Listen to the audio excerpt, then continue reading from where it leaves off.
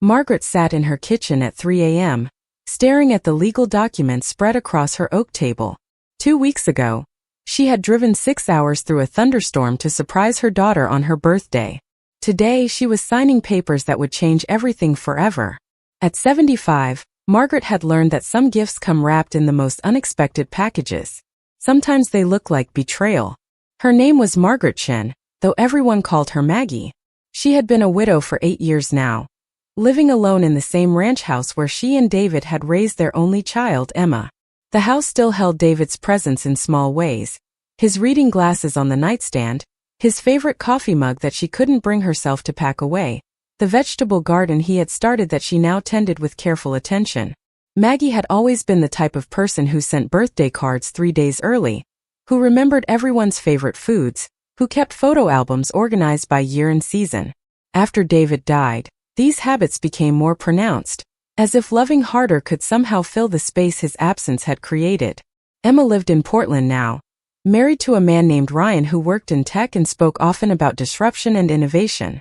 They had bought a beautiful house in the hills, the kind with floor-to-ceiling windows and a kitchen island bigger than Maggie's entire dining room. Emma worked as a marketing consultant, traveling frequently for clients whose names Maggie could never quite remember. The relationship between mother and daughter had shifted gradually over the years, like a photograph fading so slowly you don't notice until you compare it to how it used to look. Phone calls that once lasted an hour now wrapped up in 15 minutes. Holiday visits became shorter, more scheduled, more polite. Emma's voice carried a subtle impatience when Maggie called, especially if it was the second time that week. Maggie told herself this was normal. Adult children needed space. Emma had her own life, her own priorities.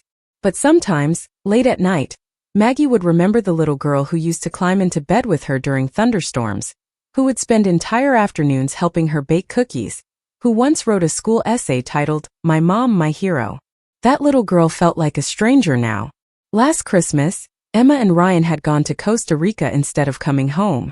"Work has been absolutely insane," Emma had explained during their brief phone call on Christmas morning. "We desperately needed this break." But Maggie had seen the photos on Emma's social media. Cocktails by the pool, sunset dinners, couples massage appointments. Not exactly what she would call a work recovery trip. Maggie had spent Christmas alone, heating up a frozen dinner and watching old movies. She told herself it was fine. She was independent. She had friends from her book club, neighbors who checked on her, volunteer work at the animal shelter that kept her busy. But fine and happy were two very different things. The requests had started small. Could Maggie co-sign for a credit card? Emma's credit was good, but having a guarantor would get them a better rate. Could she help with the down payment on Ryan's car? Just temporarily, until his company stock options vested. Could she back their home equity loan? The house was increasing in value so quickly it was practically free money. Each time Maggie said yes. Each time Emma seemed genuinely grateful, promising to pay everything back quickly, explaining how much it meant to have family support during important life transitions. And each time the requests grew larger and more frequent. Maggie never asked questions about the details. She signed papers that Emma sent through email, trusting that her daughter would never put her in a difficult position. After all, Emma was smart about money. Much smarter than Maggie, who had always let David handle their finances. The pattern became routine. Emma would call with stress in her voice, explaining some financial emergency or opportunity. Maggie would offer to help with cash, but Emma would decline, saying she just needed a signature, a guarantee, a temporary arrangement that would be resolved quickly. Maggie would receive documents by overnight mail, sign them and send them back. It made her feel useful, needed, like she still had a role in her daughter's life beyond obligatory holiday calls and birthday cards. But the emotional distance kept growing. Emma's calls became more functional, more transactional. She would ask about Maggie's health and the weather, update her briefly on work projects and house renovations, then find a reason to end the conversation. Plans to visit always fell through at the last minute. Work emergencies, travel conflicts, social commitments that somehow never included space for a weekend with Mom. Maggie began to feel like she was managing a relationship rather than living in one. She learned not to call too often, not to sound too lonely, not to ask too many questions about when they might see each other next. She sent care packages that went unacknowledged and birthday checks that were deposited without thank you calls. Her friends noticed the change. "How's Emma doing?" they would ask at book club or during their weekly walks around the neighborhood lake. Maggie would smile and share some piece of news. A work promotion, a home improvement project, a vacation they were planning. She became skilled at creating the impression of a close relationship, while never actually describing any meaningful interactions. The truth was that Maggie felt like she was losing her daughter inch by inch, day by day, in ways too small to protest but too significant to ignore. She started planning the birthday surprise in January. Emma would turn 48 in June, and Maggie wanted to do something special, something that would break through the careful politeness that had settled between them like dust on furniture. She would drive to Portland unannounced, arrive just before the small dinner party Emma had mentioned planning with a few close friends. The surprise would cut through all the scheduling and time management that seemed to govern their relationship now. It would create one of those spontaneous, joyful moments that used to define their connection. Emma's face lighting up with genuine delight, her arms wrapping around Maggie in a real hug, not the brief, polite embraces they exchanged at airports. Maggie spent weeks planning the perfect gift. Not something bought from a store, but something made with her own hands, something that would remind Emma of childhood birthdays when homemade meant made with love. The cake would be chocolate with raspberry filling, Emma's favorite since she was 12 years old. Maggie practiced the recipe twice, adjusting the sweetness, perfecting the texture of the frosting. She would decorate it with fresh raspberries arranged in a pattern that spelled out "Happy Birthday" in Emma's favorite shade of pink. The drive from Sacramento to Portland was 6 hours on a good day. Maggie checked the weather forecast obsessively, hoping for clear skies and light traffic. She planned to leave at dawn, arriving in the early afternoon with plenty of time to freshen up before presenting herself at Emma's door. 2 days before the trip, her neighbor Joyce stopped by with her usual offering of garden tomatoes and friendly concern. "You're really driving all that way by yourself?" she asked, settling into the kitchen chair she had claimed as her own during their 8 years of friendship. "It's not the Oregon Trail, Joyce. It's Interstate 5, Maggie replied, carefully wrapping the cake box in protective towels. Her arthritis had been worse lately, especially in her hands, but she wasn't about to let that stop her. "The weather report says storms all through Northern California. And your hands have been bothering you." "My hands and I have an understanding," Maggie said, testing the security of the cake box one more time. "They complain I ignore them." Joyce shook her head in the way she always did when she knew arguing was pointless. "At least take your cell phone and call me when you get there." "Yes, Mother," Maggie teased, though Joyce was actually 2 years younger. "Someone has to look out for you," Joyce muttered, turning back to her tomatoes. The morning of the trip, Maggie woke before her alarm, too excited to sleep. She dressed carefully in her good slacks and the blue blouse Emma had always said brought out her eyes. She packed an overnight bag with her nightgown and the lavender soap Emma used to love when she was small. The cake sat perfect and secure in its carrier on the passenger seat, a physical manifestation of all the love and hope she was carrying to Portland. As she backed out of her driveway, Maggie felt something she hadn't experienced in months. Pure anticipation, the bubbling excitement of a surprise about to unfold. The radio played softly as she drove through the early morning darkness, the oldies station that reminded her of dancing with David in their kitchen on Saturday mornings. The thermos of coffee beside her was still warm, filling the car with the scent of French vanilla and the extra sugar she allowed herself on special occasions. Everything felt possible in those first hours of driving. The reunion she had been hoping for, the genuine connection she missed so desperately, the return of the daughter who used to call her just to share funny stories from her day. By the time she reached the Oregon border, Maggie was already imagining Emma's face when she opened the door. The shock, the delight, the spontaneous laughter that would erase months of careful distance. "Mom, what are you doing here?" And then the hug. Not the polite airport embrace, but the real thing, arms tight around each other, holding on like they used to. The storm hit just outside of Medford, transforming her careful drive into something much more challenging. But Maggie pressed on, windshield wipers struggling against the heavy rain, determined not to let weather ruin the surprise she had planned so carefully. After all, what was a little rain compared to the joy of seeing her daughter's face light up with genuine happiness? Some gifts were worth any amount of trouble to deliver. The rain pounded against Maggie's windshield with increasing intensity as she navigated the winding roads leading into Portland's West Hills. Her hands ached from gripping the steering wheel, her lower back protested from 6 hours of driving, but none of that mattered now. She was less than 10 minutes away from Emma's house. Less than 10 minutes away from the surprise that would change everything between them. The cake had survived the journey perfectly, nestled securely in its carrier beside her. Through the plastic window, she could see the raspberry decorations still intact, the pink frosting letters spelling out her love in careful script. Every bump in the road had made her heart skip, but the cake was fine. Everything was going to be fine. Emma's neighborhood always impressed Maggie with its manicured perfection. Even in the rain, the houses stood proud and pristine, each one a testament to success and careful planning. Emma's contemporary home was the largest on the cul-de-sac, all clean lines and expensive materials, so different from the cozy ranch house where she had grown up. Maggie parked across the street rather than in the driveway, part of maintaining the surprise.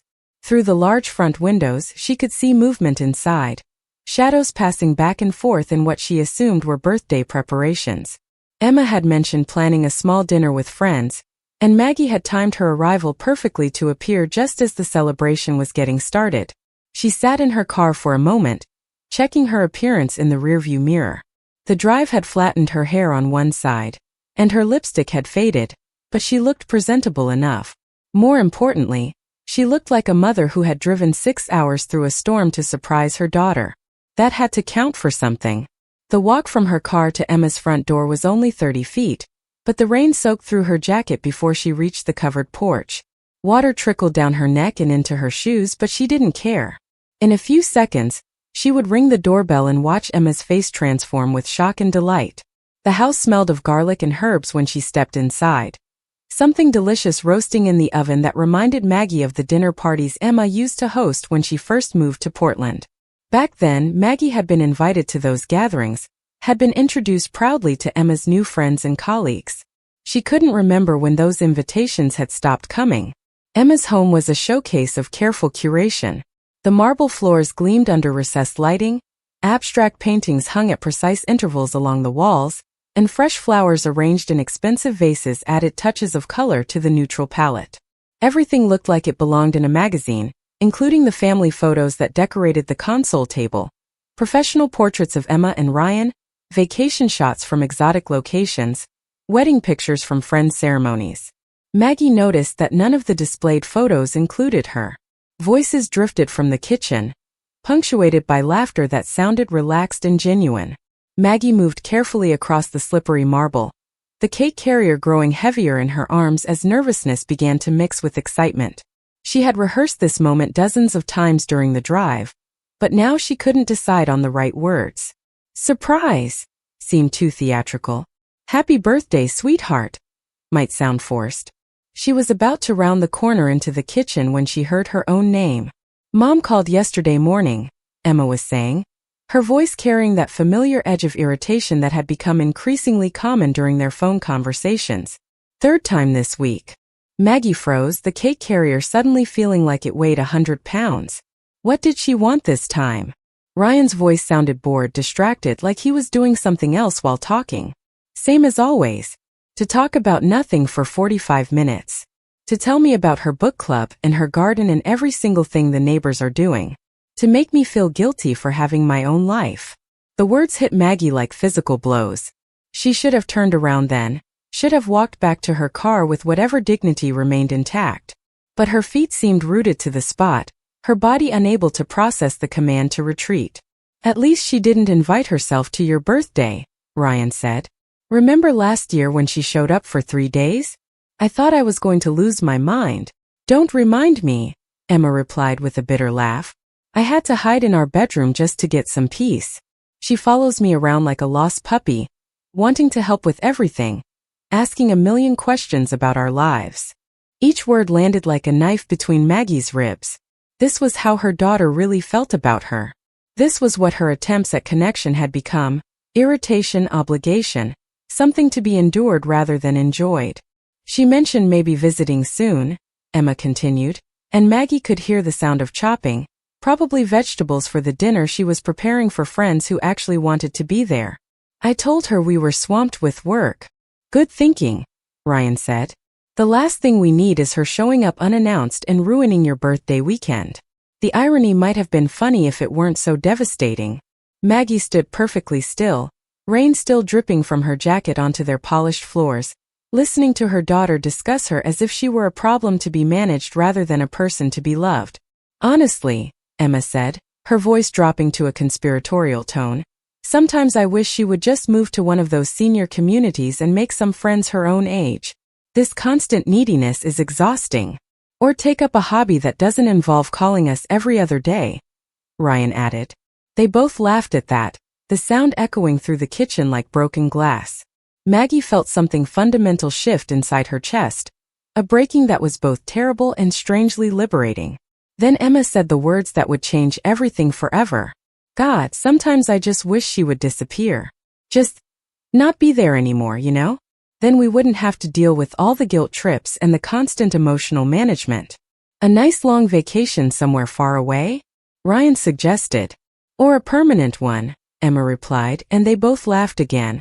The cake carrier trembled in Maggie's hands.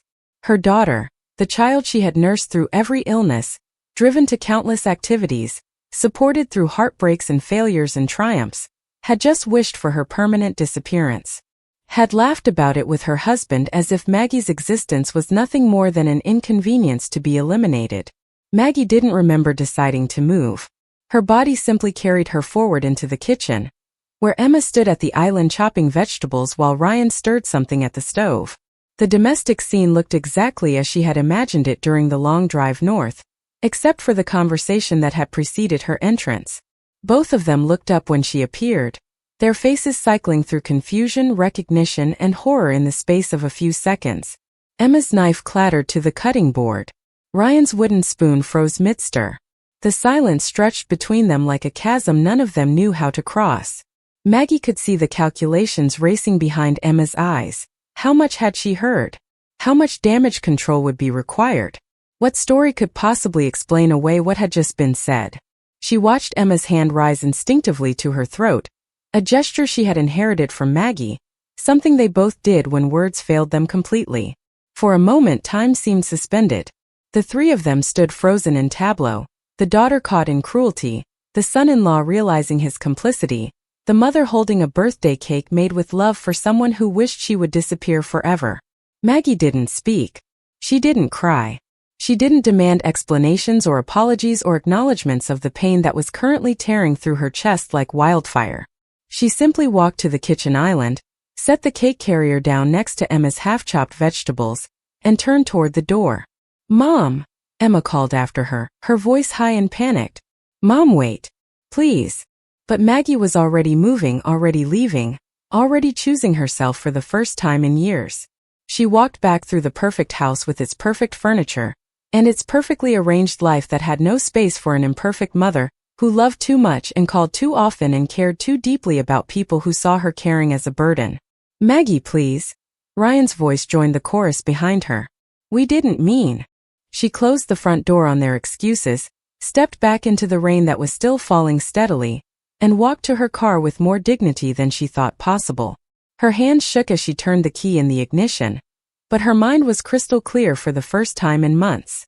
In her rearview mirror she could see them standing in their doorway, Emma with her arms wrapped around herself, Ryan's hand on her shoulder in a gesture of support that should have been offered to the woman they had just wounded. They looked small and distant, shrinking as she drove away from their cul-de-sac and their perfect life and their casual cruelty. Maggie didn't look back again. There was nothing behind her now worth seeing. Her phone began buzzing almost immediately, texts and calls that she ignored as she navigated back to the interstate. She knew without looking that it was Emma, probably crafting careful explanations and partial apologies, trying to minimize the damage of words that couldn't be taken back. But some things once heard change everything. Some truths once revealed make pretending impossible. The rain seemed to intensify as she drove, as if the sky itself was providing cover for her retreat. The highway stretched ahead of her, empty and uncertain, leading away from everything she had believed about her relationship with her daughter, and towards something she couldn't yet imagine. For the first time in 8 years of widowhood, Maggie felt completely alone. But she also felt something else, something unexpected and powerful. Free. Maggie found herself sitting in a roadside diner at 11 o'clock that night, staring at a cup of coffee that had gone cold hours ago. She had driven aimlessly after leaving Emma's house, taking random exits and following unfamiliar roads until her gas tank forced her to stop. The fluorescent lights buzzed overhead, casting everything in harsh, unflattering shadows that somehow felt appropriate. Her phone had been silent for the past hour. 23 missed calls, 41 text messages, all from Emma and Ryan. She had turned it face down on the sticky Formica table, but she could feel its presence like a weight pressing against her chest. The waitress, a woman about Emma's age with kind eyes and sensible shoes, refilled her cup without being asked. "Rough night?" she asked gently. "Something like that," Maggie replied, managing a weak smile. "Well, honey, whatever it is, the sun's still gonna come up tomorrow. Sometimes that's all we got to count on." After the waitress moved on to other customers, Maggie finally picked up her phone. The messages started frantic and became increasingly desperate as the evening wore on. "Emma. Mom, please call me back. You misunderstood what you heard. Emma. We were just venting. Everyone complains about their parents sometimes. It didn't mean anything. Ryan. Maggie, please let us explain. We're worried about you driving in this weather. Emma. Mom, this isn't fair. You're scaring me. Where are you? Emma. If you don't call back by midnight, I'm going to have to call the police." The last message was clearly a bluff. Emma wouldn't risk having to explain to authorities why her elderly mother had fled in distress after overhearing something so devastating that she couldn't even repeat it in her desperate attempts at damage control. Maggie scrolled through the messages with a strange detachment, as if reading about someone else's family crisis. The words felt hollow, focused entirely on managing the situation rather than acknowledging the pain they had caused. Not once did Emma actually apologize for what she had said. Not once did either of them seem to understand that the problem wasn't Maggie's interpretation, it was their honesty. She thought back over the past few years, looking for signs she had missed, patterns she had ignored. The Christmas they had claimed Ryan was sick, then posted photos from a ski resort. The graduation party for Ryan's nephew where her toiletries had been moved from the guest's bathroom to a closet before other guests arrived. The way Emma's voice changed when she called, becoming brighter and more animated when she thought Maggie was about to hang up. How long had they been managing her like this? How long had her presence been something to endure rather than enjoy? Maggie paid for her coffee and walked back to her car, her mind surprisingly clear despite the emotional upheaval of the evening. She wasn't ready to drive home yet.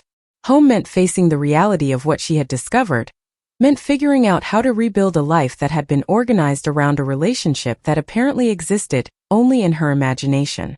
Instead, she checked into a modest hotel near the highway, the kind of place that asked no questions and offered nothing more than clean sheets and privacy. She sat on the edge of the bed, still in her damp clothes, and finally allowed herself to feel the full weight of what had happened. This wasn't just about cruel words spoken in a moment of frustration.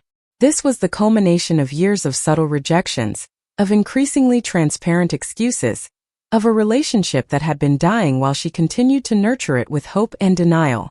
The next morning, Maggie called her bank from the hotel room. She had never paid close attention to the family finances. David had handled all of that, and after his death, she had simply maintained the status quo. But Emma's casual references to her financial support over the years suddenly felt worth investigating. "I'd like information about any accounts where I'm listed as a guarantor," she told the customer service representative after verifying her identity. What followed was a revelation that made the previous night's emotional discovery feel almost minor by comparison. 4 credit cards with combined limits of $68,000, all guaranteed by Maggie's assets. A personal loan for $25,000 taken out 18 months ago. A home equity line of credit on Emma and Ryan's house that used Maggie's property as collateral. "When were these arrangements made?" Maggie asked, her voice steady despite her shaking hands.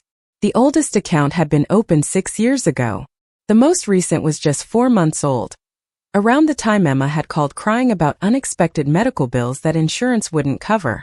Maggie had offered to send money directly, but Emma had refused, saying they didn't need charity, just moral support during a difficult time.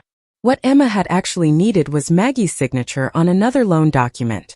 After hanging up with the bank, Maggie called David's old financial advisor, a man who had helped them plan for retirement and had handled the life insurance settlement after David's death. "Mrs. Chun, what a pleasant surprise," Richard said when his assistant put her through. "How can I help you today?" "I need a complete accounting of my assets," Maggie said. "Everything David left, everything I've accumulated since. I want to understand exactly what I'm worth." The summary arrived by email that afternoon. The house, now worth nearly twice what they had paid for it 30 years ago. David's life insurance, which she had invested rather than spent. Her teacher's pension. Stock holdings that had grown steadily through careful management. In total, just over $1.4 million, enough to ensure her comfortable independence for the rest of her life, and enough to make her an attractive target for financial manipulation. Armed with this information, Maggie made another call, this one to Emma's mother-in-law, Patricia, with whom she had always maintained a polite but distant relationship. "Maggie, how nice to hear from you," Patricia said. "Are you calling about the lake house? I know Emma and Ryan are so excited about closing next month." The lake house. Another piece of the puzzle clicked into place. "Tell me about that," Maggie said carefully, keeping her voice neutral. "Well, George and I were happy to help with part of the down payment, especially knowing that you were contributing as well. Real estate prices have been crazy, but Ryan found such a good deal on this property." Maggie wasn't contributing to any lake house purchase, at least not knowingly. But she was beginning to understand exactly how her financial stability had been woven into Emma and Ryan's long-term planning, without her informed consent. That evening, she sat in her hotel room surrounded by bank statements and loan documents, constructing a timeline of financial manipulation that was both methodical and breathtaking in its scope. Every major purchase Emma and Ryan had made in the past 6 years had been backed by Maggie's assets. Every financial decision they had celebrated had been underwritten by her creditworthiness. The beach vacations they couldn't afford to skip while claiming they couldn't afford to visit her for holidays. The kitchen renovation that had required a second mortgage guaranteed by her house. The luxury cars, the designer furniture, the investment in Ryan's friend's startup. All of it funded by leveraging her financial security, while treating her emotional needs as burdensome obligations. Maggie thought about David, how proud he had been of the nest egg he was leaving for her security. "Take care of yourself first," he had said during those final weeks in the hospital. "Emma's young and capable. Don't let anyone take advantage of your generous heart." He had seen what she had refused to acknowledge even then. The next morning, Maggie called Helen Morrison, her neighbor Joyce's sister, who happened to be one of the most respected estate attorneys in Northern California. She had met Helen at various neighborhood gatherings over the years, and had always been impressed by her no-nonsense approach to life. "I need to see you," Maggie said when Helen answered her direct line. "It's about my will and some financial arrangements I need to undo." "Is this about Emma?" Helen asked with characteristic directness. "Yes. And about me. About what I'm worth and who deserves access to it." "About time," Helen replied. "My office Friday at 9 a.m. Helen's office reflected her personality. Functional, unadorned, designed for getting things done rather than impressing clients. At 68, Helen still wore her silver hair in a practical bob and favored suits that looked expensive but not flashy. "You look different," she said instead of hello when Maggie arrived. "I feel different," Maggie replied. "Good. Tell me everything." For the next hour, Maggie recounted the entire story. The surprise trip, the overheard conversation, the financial discoveries. Helen took notes without interrupting, her expression remaining neutral even at the most painful details. "And now?" Helen asked when Maggie finished. "Now I want to change everything. My will, my financial arrangements, all of it. I want to remove my guarantees from their accounts without exposing myself to legal liability, and I want to make sure that when I die, my assets go to people and organizations that actually value what I have to offer." Helen's smile was brief but genuine. "I've been waiting for this conversation for years. Let's start with the will."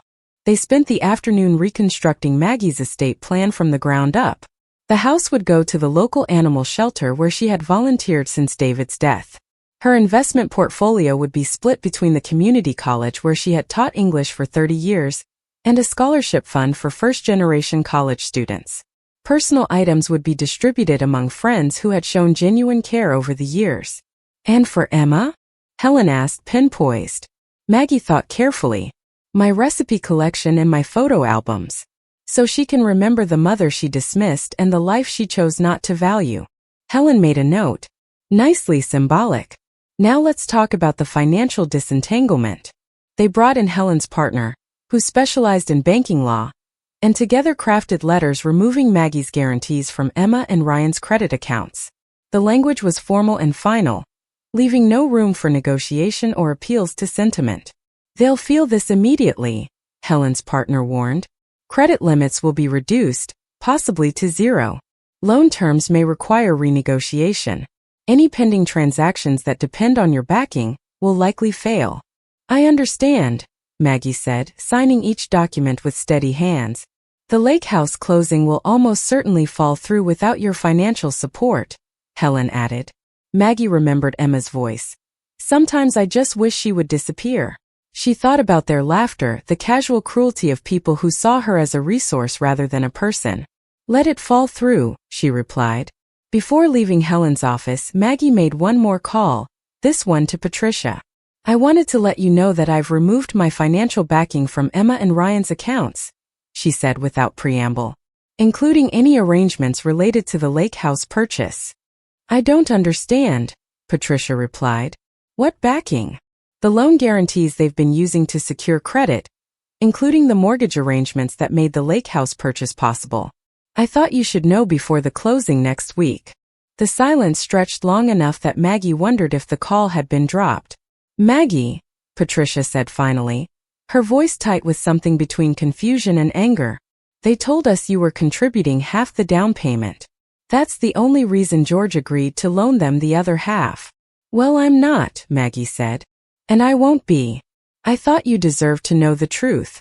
That evening, back in her hotel room, Maggie felt neither triumph nor guilt, but something more profound, clarity. She ordered room service, a small luxury she rarely allowed herself, and ate while watching the sunset over the valley below. Her phone buzzed once, a call from an unknown number. She answered it. What have you done? Ryan's voice was tight with panic rather than concern. Hello, Ryan. I'm fine, thank you for asking. The bank called. All our credit cards have been suspended. They're saying you've removed your guarantee. The mortgage company called too. And Patricia called about the lake house. Yes, I spoke with her. Interesting that you told your parents I was contributing to the down payment when we never discussed such a thing. That was a misunderstanding. Look, we need to fix this. Whatever you think you heard. I know exactly what I heard, Maggie interrupted. And what I've learned since makes it clear it wasn't a momentary lapse but a pattern. No more Ryan. No more manipulation. No more financing a life that excludes me except when my credit score is needed. Maggie, please. Give Emma a message from me, Maggie said. The woman she wished would disappear has finally learned to value herself. She hung up and turned off her phone. Tomorrow she would drive home and begin the process of rebuilding her life without the illusion of unconditional family love.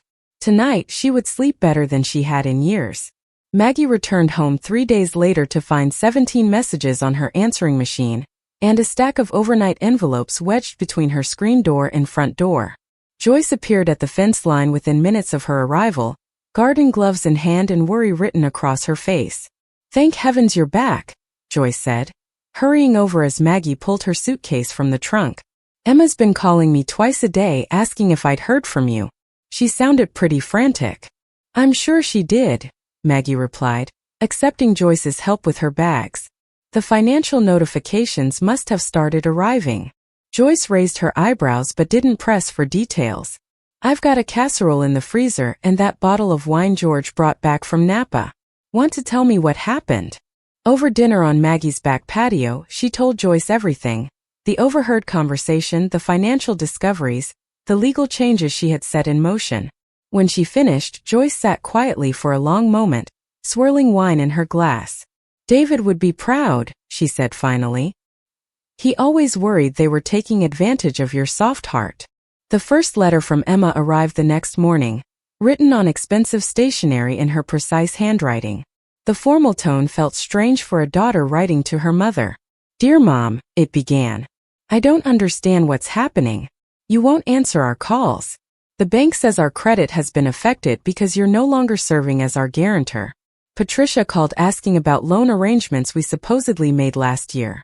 Whatever you think you heard that evening was taken out of context. We were having a stressful week and venting in ways that sounded worse than we meant. You know how Ryan and I talk sometimes, we use dark humor to cope with pressure. Please call us. We're concerned about you. Love, Emma." No apology. No acknowledgement of the cruelty in her words. Just gaslighting wrapped in concern. Financial panic disguised as filial worry. Maggie folded the letter carefully and placed it in the shoebox where she kept Emma's childhood artwork and school reports. One more piece of evidence in the archive of their relationship. That evening, Ryan called from yet another new number. "The lake house closing is scheduled for Monday," he said without greeting. "The sellers won't extend the contract again. We need the guarantee reinstated by tomorrow morning." "Hello, Ryan. I'm afraid that won't be possible." "Maggie, be reasonable. This is our dream property. We've been working toward this for 3 years. Interesting. During those same 3 years, you told me you couldn't afford plane tickets to visit for Christmas because holiday travel was too expensive." Silence. "That was different. Travel costs spike during holidays. And a $400,000 lake house doesn't? Look, this is complicated. There are legal commitments involved. If this deal falls through, we could lose everything we've already invested." "That sounds like a consequence," Maggie said calmly. "Goodbye, Ryan." The escalation was swift and predictable. Daily letters from Emma, each less concerned with reconciliation and more focused on financial urgency. Voice messages from Ryan alternating between charm and barely veiled threats about the money they would lose. Even calls from their friends, people Maggie had met briefly at parties where she had been introduced as Emma's mom, rather than by name, suddenly worried about her well-being. The mortgage company sent formal letters to her address requesting verification of her withdrawal as guarantor. Credit card companies did the same. The paper trail of their financial house of cards arrived daily in her mailbox, each envelope confirming how thoroughly they had entangled her in their lifestyle without her informed consent. On Wednesday morning, a text arrived from an unknown number. "Mom, please. We're going to lose the lake house. All that money down the drain. Is that really what you want?" Maggie didn't respond, but the message clarified something important. Even now, after everything, Emma's primary concern was for the property, not the relationship. Not once in any of her communications had she addressed the cruel words Maggie had overheard, except to dismiss them as stress-induced humor that had been misunderstood. Friday brought news through Patricia, who called with an update delivered in carefully neutral tones. "I thought you should know the lake house closing has been canceled. Emma and Ryan are telling everyone it's because of some issue with your guarantee, but they're not giving details. Thank you for letting me know," Maggie said. "I'm sorry they put you in an awkward position." "Don't be. George and I are beginning to see things more clearly now. We probably should have asked more questions from the beginning." For the first time since overhearing that devastating conversation, Maggie felt something like victory. Not because of the financial consequences she had set in motion, but because of this small acknowledgement that she hadn't been wrong to feel used and dismissed. As autumn settled over her neighborhood, Maggie began rebuilding her life with deliberate intention. She rejoined the library board she had left when Emma suggested it took too much time away from family. She signed up for watercolor classes at the senior center, something she had wanted to try since David's death, but had never prioritized.